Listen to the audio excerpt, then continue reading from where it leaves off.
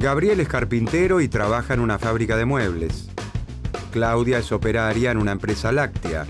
Aníbal es colectivero de una compañía de transporte público. Ellos tres y todos nosotros necesitamos comprar bienes y servicios para vivir. La silla y la mesa, la leche, el queso y la manteca, la aguja y el hilo, un viaje en colectivo, una consulta al médico. Para adquirir esos bienes, Gabriel, Claudia, Aníbal y todos los integrantes del cuerpo social trabajan. Como trabajadores, se encargarán de producir los mismos bienes y servicios que después compran. Claudia consume los lácteos que muchas veces embala. Aníbal toma un colectivo de la misma compañía para ir y volver a su casa. Gabriel engalanó su comedor diario con un juego de mesas y sillas de la fábrica que lo emplea.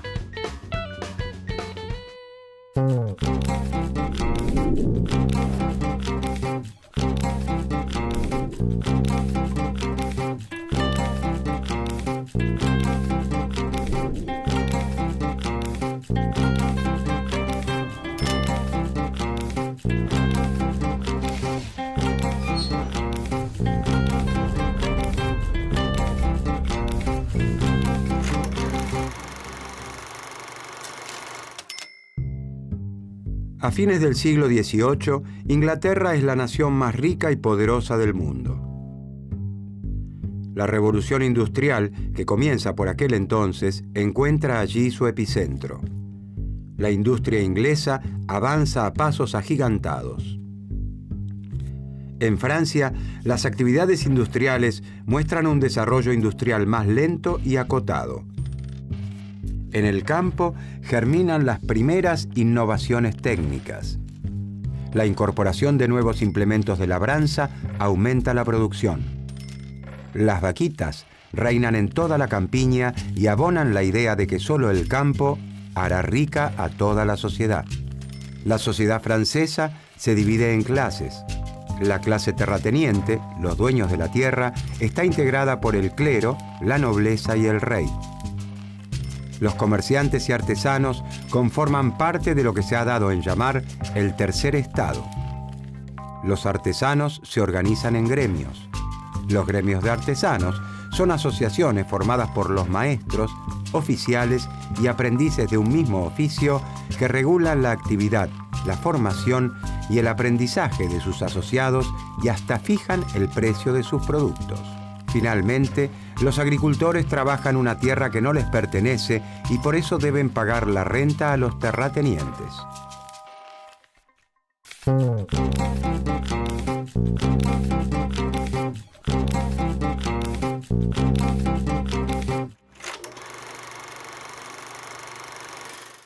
Ellos son el terrateniente, el agricultor y la artesana.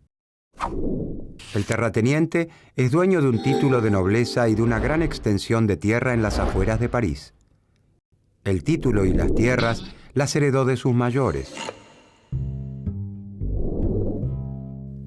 El agricultor trabaja en las tierras del terrateniente. Sabe cultivar, cómo cuidar las plantas y cosechar. No heredó ni un metro cuadrado de tierra y por título, solo el de agricultor. Después de la cosecha, debe los impuestos al rey, el diezmo al papa y la renta al terrateniente. La artesana pertenece al gremio de los panaderos. Con la harina del trigo que el agricultor cosecha en el campo del terrateniente, ella moldea sus artesanías comestibles que tienen la forma y el sabor de una baguette o una croissant. En este contexto histórico y social surge en Francia una escuela de pensamiento cuyo principal referente es el doctor Quesnay. ¿Quién fue François Quesnay y por qué es considerado el padre de la fisiocracia?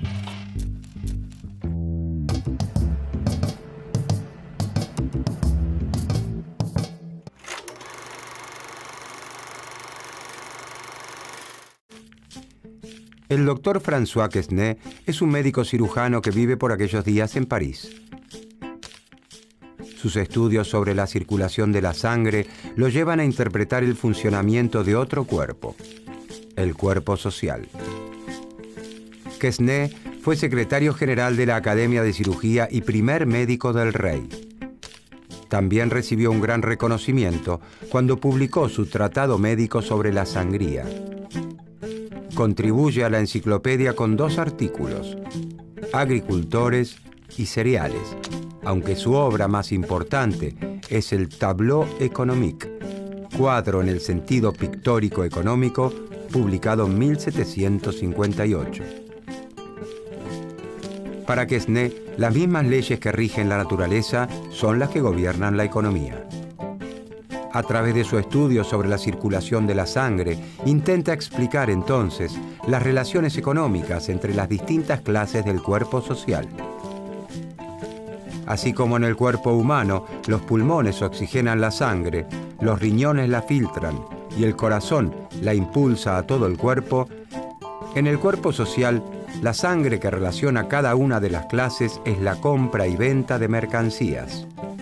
Influenciado por sus conocimientos médicos y por los principios de la Ilustración, que pregona que la razón humana descifraría las verdades básicas del mundo, Quesnay aborda la economía a partir de las ciencias naturales, la biología y la medicina.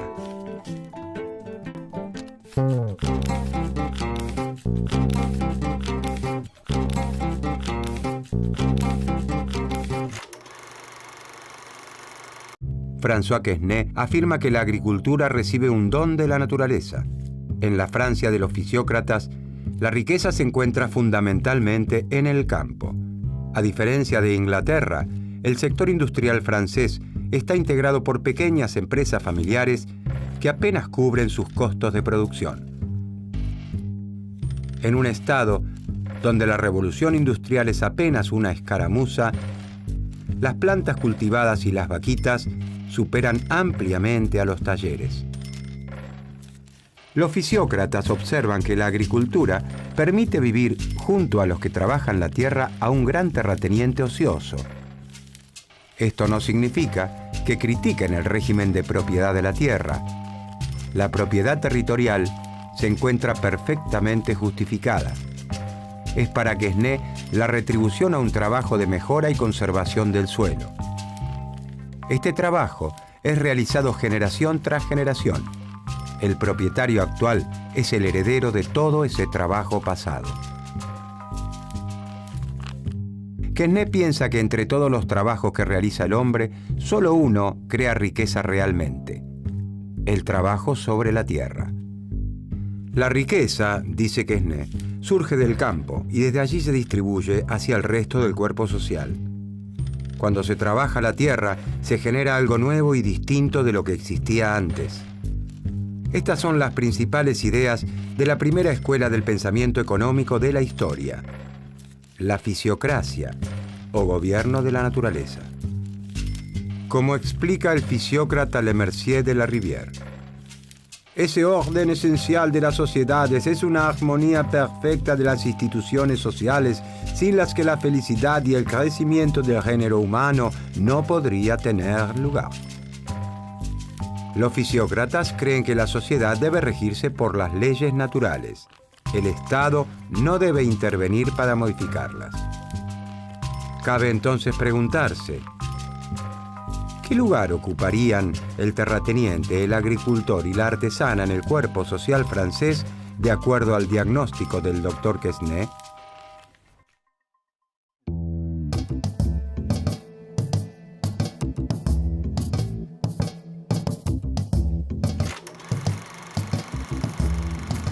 El agricultor pertenece, de acuerdo a Quesnay, a la clase productiva.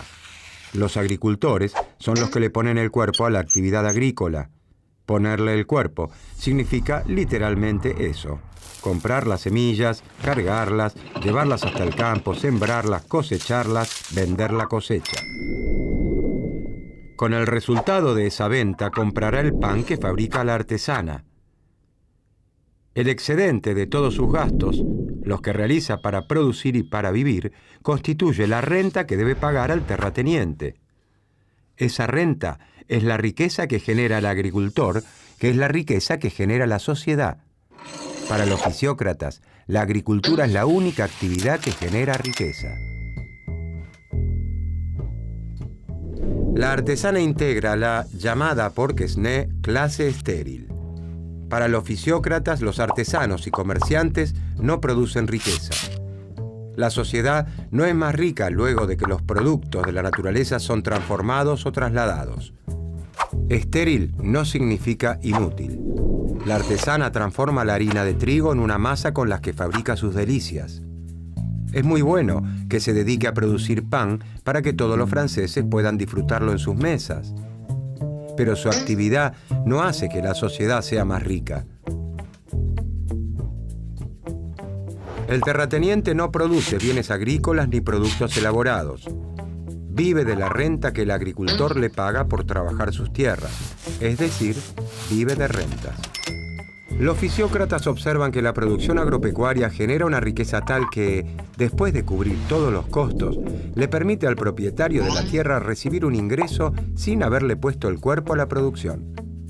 Según el pensamiento fisiócrata, al existir una única fuente de riqueza, la tierra, el terrateniente, como propietario, debería pagar el único impuesto que es lícito cobrar: el impuesto a la renta de la tierra. El Estado, dicen, debe eliminar todo aquel engorroso sistema heredado de la Edad Media que hace que la recaudación de impuestos sea difícil y costosa.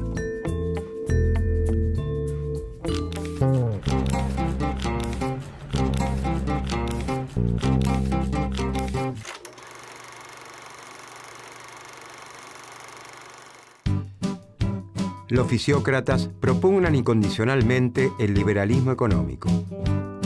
Sus recomendaciones son opuestas a las de los mercantilistas.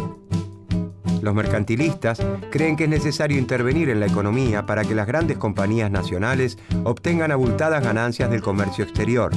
Para los fisiócratas, el Estado no debe intervenir para modificar las leyes que rigen la naturaleza. El orden natural es todo lo que beneficia a la agricultura. Por eso, sostienen que debe despojarse al campo francés de todas las trabas y regulaciones del Estado. De esta manera, se aumentaría la producción agraria y crecería la riqueza. Proponen la perfecta libertad para que la actividad agropecuaria se incremente lo máximo posible. Rechazan el proteccionismo y exigen que se libere el comercio para que el campo pueda colocar sus productos en el extranjero. ¿De dónde salían todas estas ideas? ¿Quiénes eran los fisiócratas? ¿Qué personalidades llegaron a ser sus mayores referentes? ¿Dónde se reunían?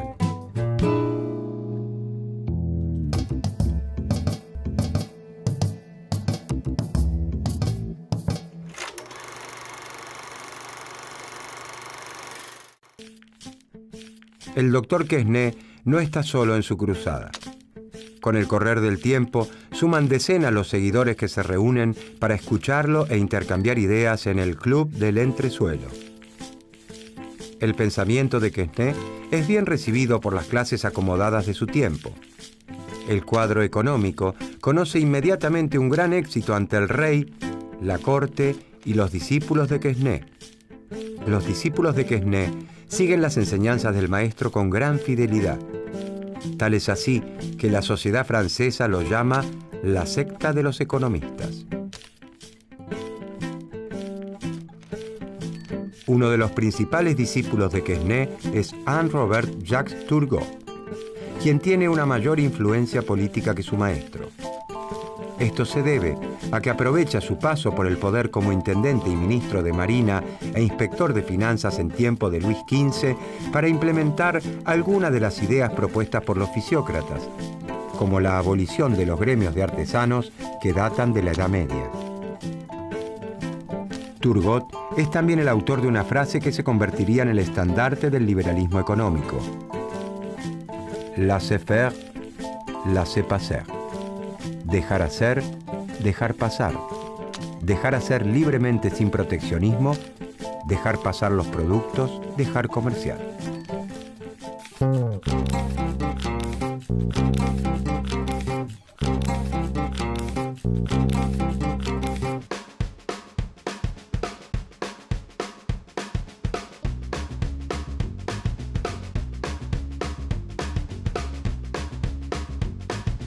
Claudia es operaria de una empresa láctea cuando actúa como trabajadora de la firma. pero es una de sus más fieles consumidoras cuando compra la leche, el queso o la manteca de la firma en el supermercado de su barrio. Gabriel, Aníbal y todos los integrantes del cuerpo social en su conjunto se relacionan con las empresas desde ese doble rol de trabajadores y consumidores.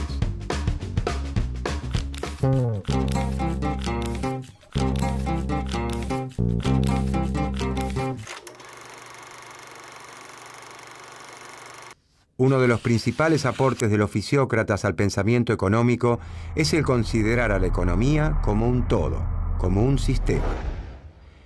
Mientras los mercantilistas analizan fenómenos particulares, como cuestiones monetarias, comerciales o impositivas, los fisiócratas aportan una visión de conjunto de la economía.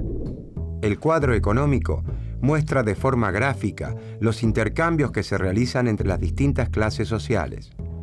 Estos intercambios tienen en la versión original la forma de un zigzag, por eso también se lo ha conocido con este nombre. En el tableau économique o cuadro económico, Quesnay se propone mostrar que la actividad económica es un flujo continuo, como la sangre en el cuerpo humano, en el que se producen constantemente intercambios de productos por dinero entre las clases sociales. Según el cuadro económico, la clase propietaria representada por el terrateniente recibe un dinero del agricultor en concepto de alquiler de sus tierras, la renta, y no hace más que gastarlo completamente. De acuerdo a la teoría de los fisiócratas, la clase estéril, la artesana, gasta todo su ingreso en su subsistencia y en transformar los productos que recibe del campo, del agricultor, sin agregarle valor en el proceso. El agricultor, representante de la clase productiva, aún después de sus gastos y de los costos para su próxima cosecha, genera un excedente, una renta, que se la debe al terrateniente por utilizar sus tierras para cultivar, ya que él no tiene tierras. Por eso los fisiócratas sostienen que la actividad agrícola es la única que genera riqueza. En un año, por ejemplo, el agricultor produce trigo por 500 pesos. De estos 500 pesos, debe utilizar 200 para pagar los jornales de sus peones, las semillas que necesita para volver a plantar el ciclo que viene y su ganancia. Es decir, que el agricultor, la clase productiva, gasta 200 pesos en sí misma. De los 300 pesos que le quedan, el agricultor gasta 100 pesos en la clase estéril, para adquirir bienes y servicios, zapatos, galletas o panes. Son bienes manufacturados que se elaboran a partir de la riqueza de la tierra, pero que el sector agrícola no produce. Después que el agricultor gastó 200 pesos en sí mismo y 100 pesos en la clase estéril, le quedaron 200 pesos. Es decir, al descontar todos los gastos necesarios para poder vivir y volver a producir, le resta un remanente. Estos 200 pesos constituyen el producto neto, la riqueza generada por la actividad agrícola. Esa riqueza es la renta que el agricultor debe pagarle a la clase propietaria, al terrateniente. El terrateniente gasta los 200 pesos que recibe en partes iguales en las otras dos clases. 100 pesos en el pan que elabora la artesana y 100 pesos en el agricultor para abastecerse de tomates, verduras y otro tipo de alimentos. De esta manera, la clase terrateniente gasta todo lo que recibe y al hacerlo, distribuye la riqueza en todo el cuerpo social, como la sangre en el cuerpo. En nuestro ejemplo, la clase estéril, la artesana, ha recibido 200 pesos, 100 pesos del terrateniente y 100 pesos del agricultor. De acuerdo a los fisiócratas, la artesana no genera riqueza, sus ventas son iguales a sus costos. Todo lo que recibe por la venta de sus productos debe gastarlo para vivir y adquirir materias primas. Gasta todo en el agricultor, ya que tanto el trigo que necesita para elaborar el pan como el resto de los alimentos que consume provienen de la tierra. En cambio, todos los gastos en la producción agrícola generan riqueza. Cuanto más gaste el agricultor en sí mismo, mayor será la riqueza generada. En nuestro ejemplo, gastó 200 pesos en sí mismo. Y se generó una riqueza social de 200 pesos.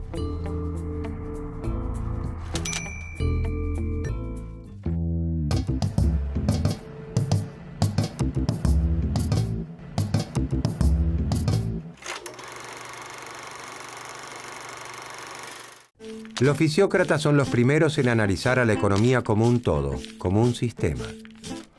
Conforman la primera escuela de pensamiento económico digna de ese nombre, porque tienen un pensamiento coherente y homogéneo, un maestro, Quesnay, seguido por fieles discípulos, un enfoque científico y una actuación como grupo organizado. La teoría de un médico cirujano francés, un aficionado que estudió la economía a partir de las ciencias médicas y explicó el intercambio de bienes y servicios con la circulación de la sangre. La sangre, ese tejido fluido tan vital como la economía que puede mover el cuerpo humano y el cuerpo social. Sus ideas podrían entonces resumirse. La etimología de la palabra fisiocracia significa el gobierno del orden natural o gobierno de la naturaleza. La naturaleza le regala un don a la agricultura. La agricultura es la única actividad que produce riqueza. La riqueza surge del campo y de allí se distribuye a toda la sociedad. El impuesto sobre la tierra es el único que debería cobrar el Estado, ya que es de allí de donde proviene la riqueza. El Estado no debe intervenir sobre unas leyes que rigen la naturaleza. Laissez-faire, laissez-passer. La influencia de la escuela fisiócrata alcanza su punto culmine en la década de 1760. Para entonces, el número de discípulos de Quesnay se ha multiplicado. Con el correr de las décadas, el desarrollo de la industria en Francia cobra un gran impulso y comienza a tornarse una verdadera revolución. A los fisiócratas les resulta cada vez más difícil afirmar que las actividades industriales no generan riqueza.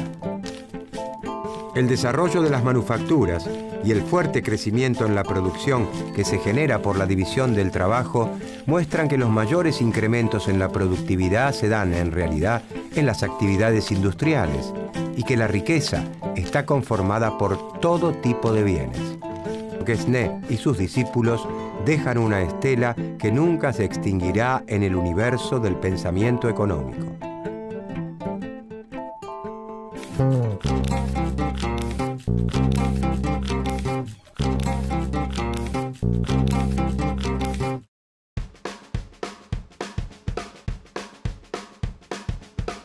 La fábrica de muebles donde trabaja Gabriel es su empleadora, pero le facilitó la compra de un juego de mesa y sillas cuando el joven carpintero quiso engalanar su comedor diario. En este caso, la empresa actuó con su empleado como vendedora. Del mismo modo, cuando contratan a Claudio y a Aníbal y cuando les venden un boleto o sus lácteos, las empresas desempeñan ese doble papel con la totalidad del cuerpo social. Uno de los principales aportes de la fisiocracia al pensamiento económico es el considerar a la economía como un todo, como un sistema en el que todos los órganos cumplen con una función para mantener en funcionamiento al cuerpo social.